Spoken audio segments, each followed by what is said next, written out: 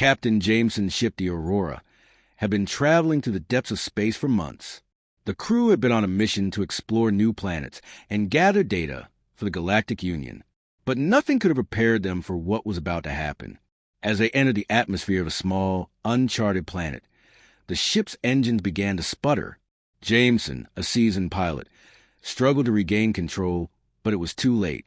The ship crashed onto the planet's surface, sending debris flying in all directions.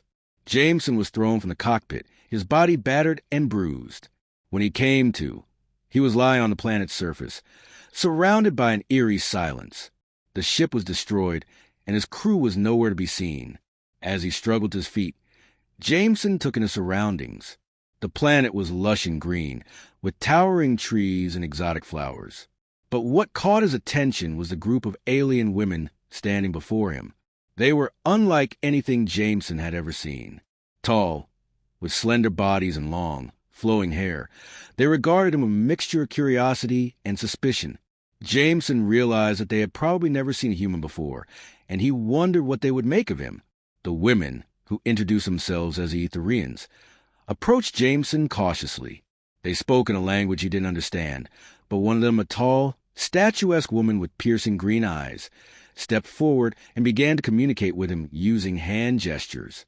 Jameson, grateful for the attempt, tried to respond, but it quickly became apparent that they were having trouble understanding each other. One of the women, a younger one with short, spiky hair, stepped forward and began to draw pictures in the dirt.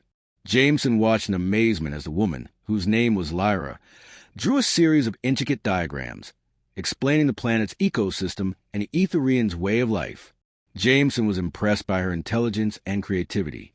As the days passed, Jameson learned more about the Etherians and their society. They were a matriarchal society, where women held positions of power and authority. Men, it seemed, were unknown to them. The Etherians took Jameson in, nursing him back to health and teaching him their language. Jameson was fascinated by their culture and way of life, and he found himself growing attached to the women. Lyra, in particular, seemed to take a liking to Jameson. She was curious about his world and his people, and Jameson found himself enjoying her company. As Jameson learned more about the Etherians, he realized that they were a peaceful and harmonious society. They lived in balance with their environment, and their technology was based on sustainable energy sources. Jameson began to wonder if humanity could learn from the Etherians. Their society was so different from his own, and yet it seemed to be thriving. As the weeks turned into months, Jameson knew that he would have to leave the planet eventually. He had to find a way to repair his ship or signal for help, but he was torn, knowing that he would be leaving behind the Etherians and Lyra, whom he had grown to care for. The Etherians, sensing Jameson's reluctance to leave, approached him with a proposal.